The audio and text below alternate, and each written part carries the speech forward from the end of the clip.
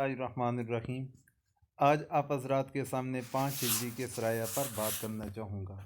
اس پر بات کرنے سے پہلے آپ سے گزارش ہے کہ جن حضرات نے ابھی تک چینل سبسکرائب نہیں کیا تو برائے مہربانی کر لیں تاکہ اس طرح کی معلوماتی ویڈیوز آپ کو بر وقت ملتی رہیں۔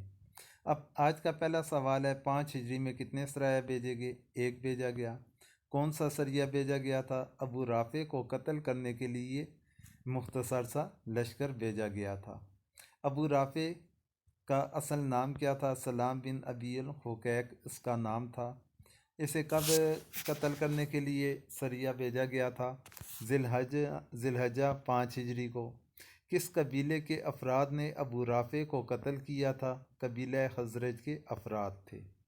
کتنے افراد پر مشتمل جماعت تھی؟ 5 افراد پر مشتمل یہ چھوٹا سا سریہ تھا۔